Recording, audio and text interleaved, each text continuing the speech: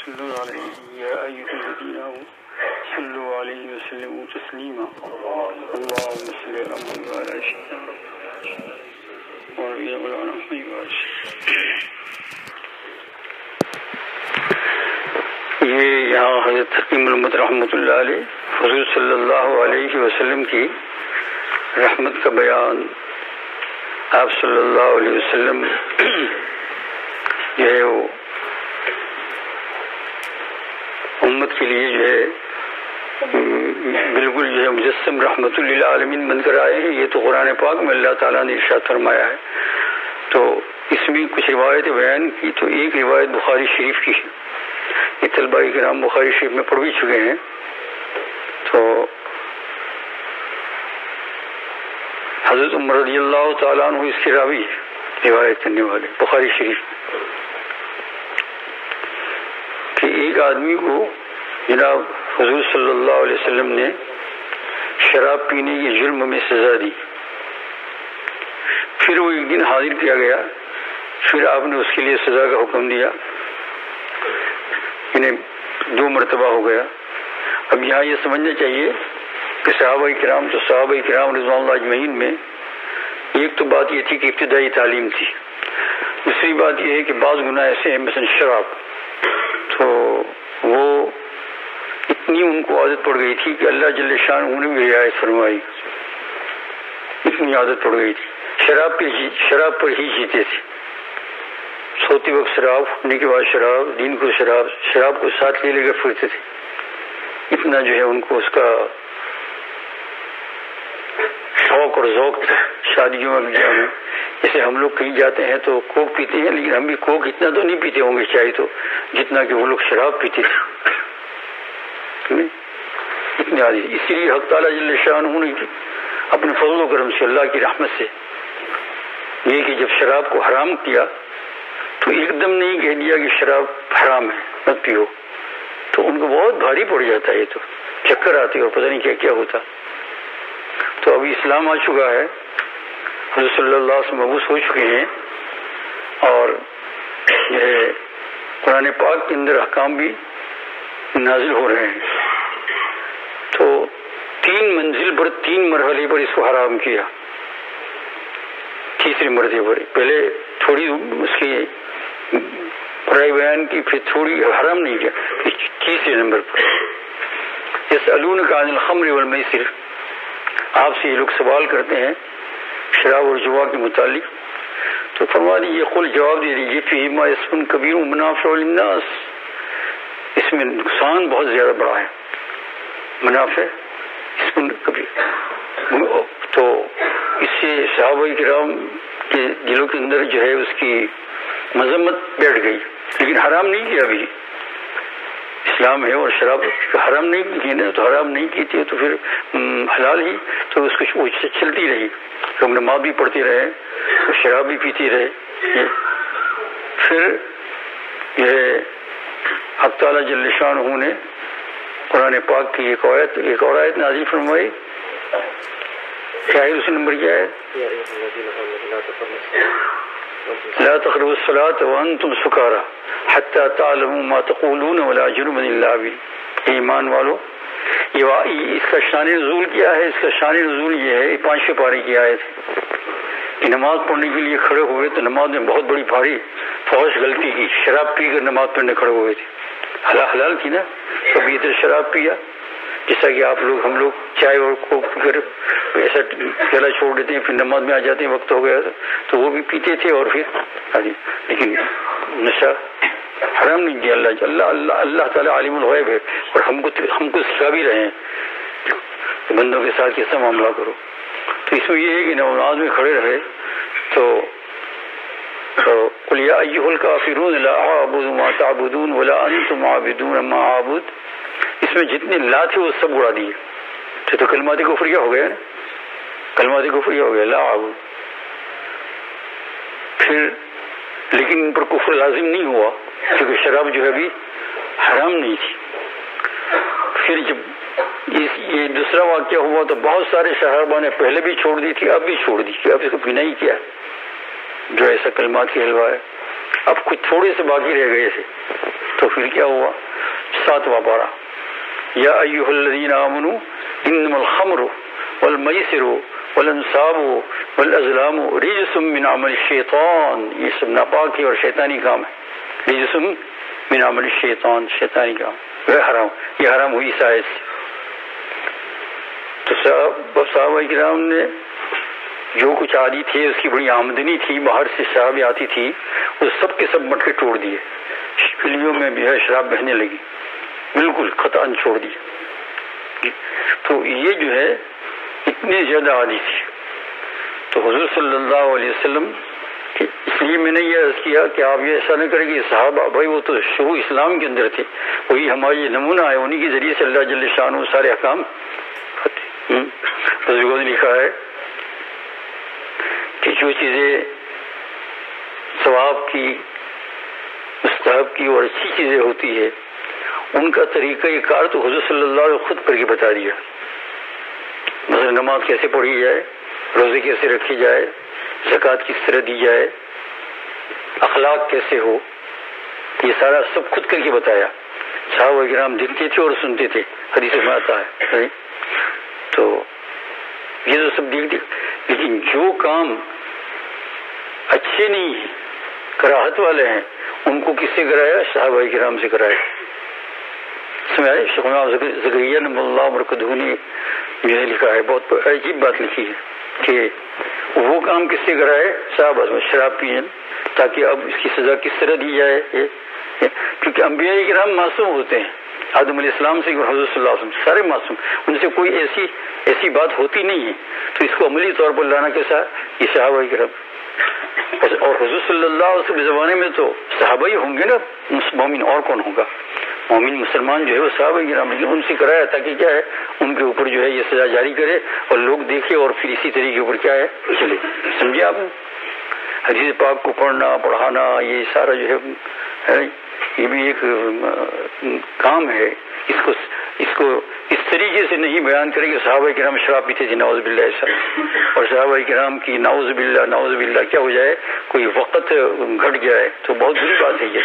اللہ فی اصحابی لا تتخذوهم من بعد غرضا من حبهم فبحبی حبهم ومن ابغضهم فبغضی ابغض۔ تو یہ میں نے بتا دیا کہ یہ ہے نہیں ہے۔ تو ایک صاحب کا ایسا واقعہ ہوا کہ شراب پی لی تو شراب پینے کے گناہ میں سزا دی حضور صلی اللہ علیہ وسلم نے، بخاری شریف کی روایت ہے۔ پھر وہ ایک دن حاضر ہو گیا دوسری مرتبہ، پھر آپ صلی اللہ علیہ وسلم نے اس کو سزا کا حکم دیا۔ تو جب سزا کا حکم دیا تو مہا مجمع تھا، اس میں سے ایک شخص نے کہا یہ اللہ اس پر لعنت کر، کتنی مرتبہ اس کو لایا جاتا ہے؟ تو حضور صلی اللہ علیہ وسلم جواب دیا خبردار اس پر لعنت مت کرو، مسلمان میں مومن ہے، اس پر لعنت مت کرو۔ اللہ کے اور میرے علم میں ہے کہ اس نے یہ شراب پینے کے بعد بھی اللہ اور اس کے رسول کے ساتھ محبت رکھتا ہے۔ سمجھ آئی؟ یہاں سے کیا بات معلوم ہو گئی؟ یہاں سے یہ بات معلوم ہو گئی، یہ نہیں سمجھنا، اس سے الٹا مطلب نہیں لگا گناہ کیا کرے، نہیں، اگر گناہ ہو جائے فوراً توبہ، اسی منٹ میں طریقہ جو توبہ کا ہے، تو کسی کو برا بھلا کہا ہے تو جا کر معافی مانگے، کسی کو مارا ہے تو کہیں جا کر میرے کو مار لو اسی وقت، کیونکہ کل کا کیا بھروسہ، کل کا کوئی بھروسہ ہے؟ کل موت نہ آئی تو حالات بدل گئے تو آدمی بیمار ہو گیا، بیمار ہونے کے بعد کمزور پڑ جاتا ہے، پھر اس کو ہوش بھی نہیں رہتا ہے کس چیز کی توبہ کروں۔ تو کاری امروز را بفردا و انداز، لقمان حکیم نے کہا ہے کاری امروز را بفردا و انداز، آج کے کام کو کل پر مت ڈالو۔ تم لوگ فیکٹری میں تو اس کا بڑا عمل کرتے ہو، اس میں نہیں عمل کرتے، فیکٹری میں یہ سب نمٹا ہو، کل نہیں، کل دوسرا کام کرنا ہے نا؟ تو ٹھیک ہے وہ بھی دنیا کے کام میں بھی، لیکن شریعت کے کام میں پہلا ہونا کار امروز را، آج کے کام کو بفردا آئندہ کل پر مت ڈال۔ یہ تو کل کیسی ہونے والی ہے، کیا ہونے والی ہے، سونے والے ہیں، کیا ہوگا کیا نہیں۔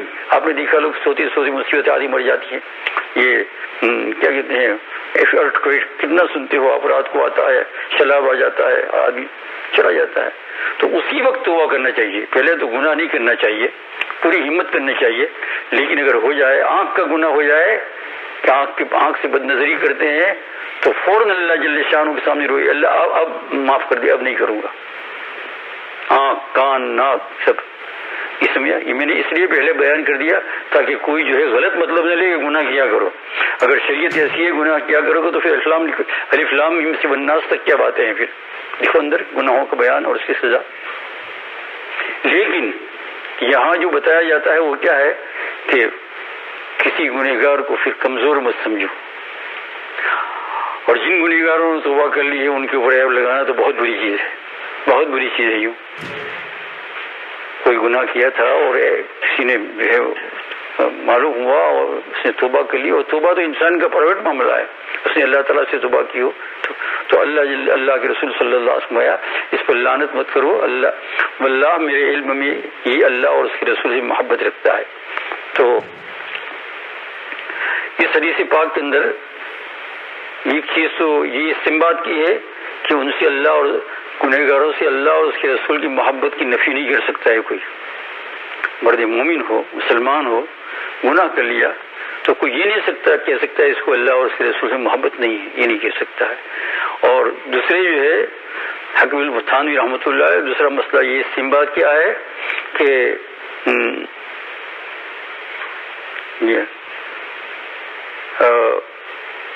محبت کے مرتبوں میں فرق ہے. گناہ کے باوجود محبت ہونے کا حکم، محبت بھی اعلیٰ درجے کی ہوتی ہے، پھر درمیانی درجے کی، پھر کم درجے کی، پھر کم درجے کی، کم درجے کی. اعلیٰ درجے کی محبت تو اتنا ہے کہ اگر کوئی گناہ ہو جائے تو آدمی ہل جائے. کیا ہو جائے؟ ہل جائے فوراً. یہ کیا ہو گیا مجھ سے، کس طرح ہو گیا، کیسے ہو گیا، یوں. اور ایک بات یہ معلوم ہوئی کہ تھانوی فرماتے ہیں رحمۃ اللہ علیہ کہ گناہ گار ہو مگر اس پر لعنت نہیں کرنی چاہیے کبھی بھی. لعنت کا منع اللہ کی رحمت سے دور، تو لعنت نہیں کرنی چاہیے. یا اللہ اور اس کے رسول کی محبت تو ہے، کلمہ تو پڑھتا ہے لا الہ الا اللہ محمد رسول اللہ. اور بھائی جو ہے آئندہ کل کا کیا حال ہے، کیا ہونے والا ہے. بہت سے دیکھو غیر مسلم لوگ ایمان لے جاتے ہیں.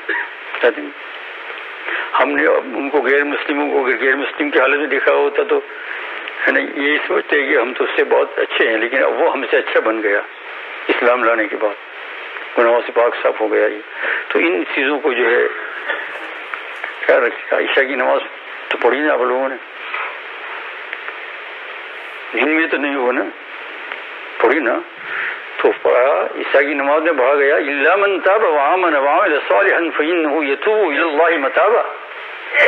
مگر جو آدمی گناہ کرنے کے بعد اگر سچے پکے دل سے فوراً توبہ کر لے، الا من تاب وآمن ایمان بھی لایا، عمل صالحا اور اس کی جگہ کے اوپر اچھے عمل کیا، نماز پڑھی ہے نا یہ، اور اللہ جل شانہ سے نہ کرنے کا وعدہ کیا.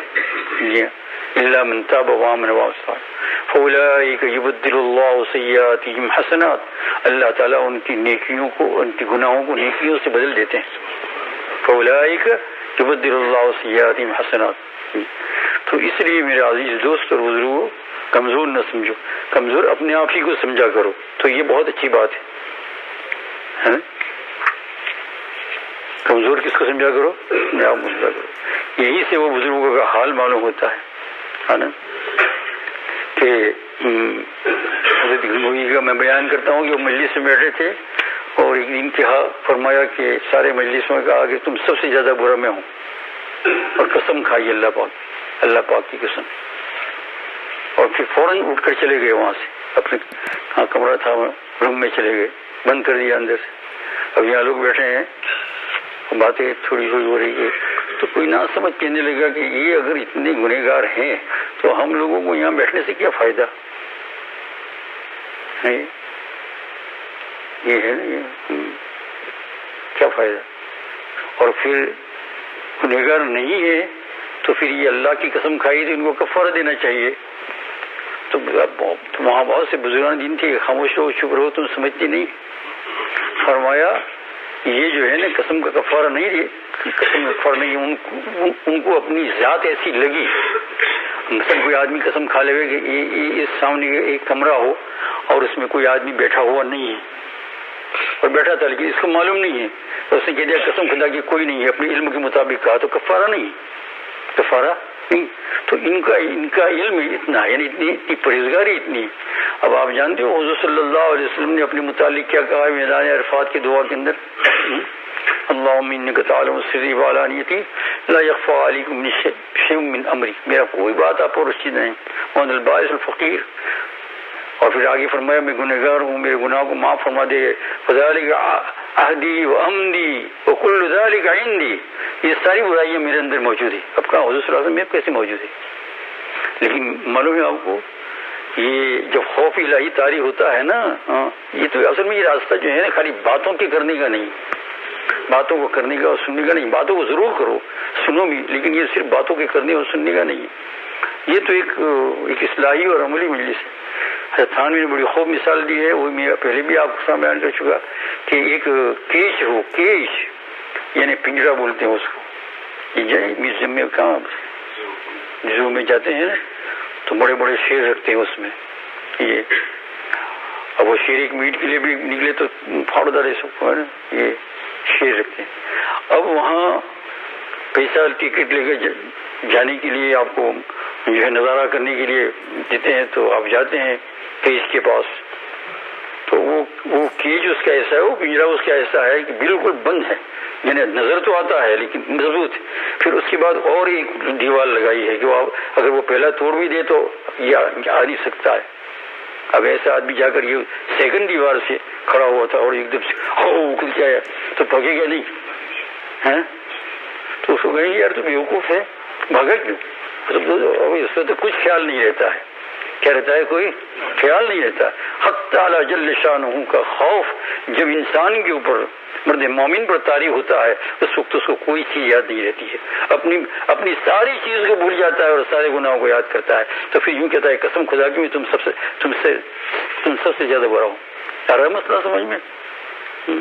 اور ایسی حالت پیدا کرنی چاہیے، ایسی حالت پیدا کرنی چاہیے. حق تعالی تو کرنے والے کو خود یہ نصیحت ہے کہ گناہوں میں مبتلا نہ ہو، اور جو سامنے والے کو ہے کہ لعنت نہ کرے. اللہ تعالی ہم سب کو توفیق عطا فرمائے. سبحان اللہ وبحمدہ، سبحانک اللہم وبحمدک.